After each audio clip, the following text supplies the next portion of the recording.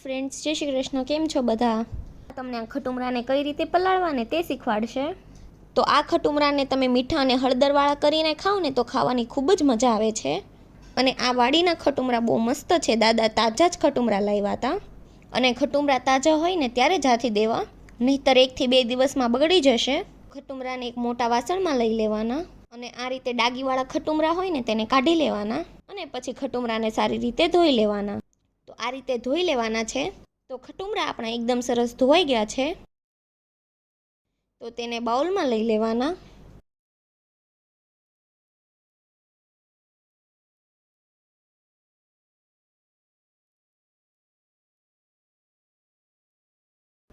અને તેમાં આપણે 2 ચમચી જેટલું મીઠું નાખવાનું છે.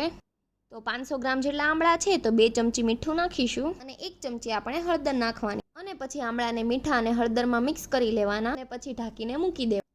અને પછી તેને 2 થી 3 કલાક જેવું એમનેમ રહેવા દેવાનું અને વચ્ચે વચ્ચે મિક્સ કરી લેવું. તો તમે જોઈ શકો છો 2 થી 3 કલાક થઈ ગઈ છે અને ખટુમરામાં સરસ મીઠું અને હળદર ચડી ગયા છે. મીઠાનું પાણી પણ થઈ ગયું છે.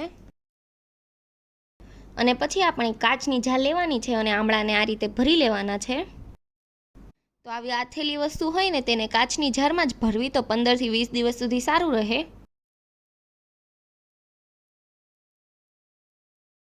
તો આ જે મીઠા અને હળદરવાળું પાણી છે ને તેમાં થોડું તાજું પાણી ઉમેરીશું અને તે બાઉલને ધોઈને આપણે તે પાણી પણ જારમાં ઉમેરી દેવાનું અને આમળા ડૂબે એટલું થોડું તાજું પાણી ઉમેરીશું. તમે જોઈ શકો છો કે આ આપણો આખો બોટો ભરાઈ ગયો છે.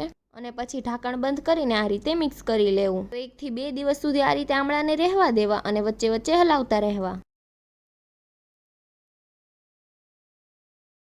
તો 2 દિવસ જેવું થઈ ગયું છે અને આમળા એકદમ સરસ રીતે પલળી ગયા છે. અને તમે 24 કલાક પલાળો ને તો પણ સરસ પલળી જશે. કેમ કે આ ઝીણા આમળા હોય ને એટલે તરત જ મીઠું અને હળદર ચડી જાય છે. તો જે મોટા આમળા આવે ને એ થોડા તુરા હોય અને આ નાના જે ખટુમરા હોય ને તે ખાવામાં એકદમ મસ્ત લાગે છે. અને આ થોડા ખાટા આવે છે. તો તમે જોઈ શકો છો કે આપણા આમળા એકદમ સરસ આથાઈને તૈયાર થઈ ગયા છે અને તેનો કલર પણ એકદમ ચેન્જ થઈ ગયો છે. અને આ ખાશો ને એટલે એકદમ મસ્ત ખાટા મીઠા લાગશે. તો આ રીતે જેટલા ખાવા હોય ને એટલા કાઢવાના, બાકી બીજા પાણીમાં રહેવા દેવાના. તો આ આપણા ખટુમરા તૈયાર થઈ ગયા છે ખાવા માટે. તો આ ખટુમરા બાળકોને ખૂબ જ ભાવે છે. તો જ્યારે પણ આ ખટુમરા આવે ને તો અમે આ રીતે જ પલાળીને ખાઈએ છીએ. તો અત્યારે સિઝન પણ ચાલી રહી છે એટલે માર્કેટમાં પણ ઇઝીલી મળી જશે. અને જો તમને અમારા ખટુમરા આથવાનો વિડીયો ગમ્યો હોય તો વિડીયોને લાઇક કરજો, શેર કરજો અને અમારી ચેનલને સબસ્ક્રાઈબ કરી દેજો. Thanks for watching.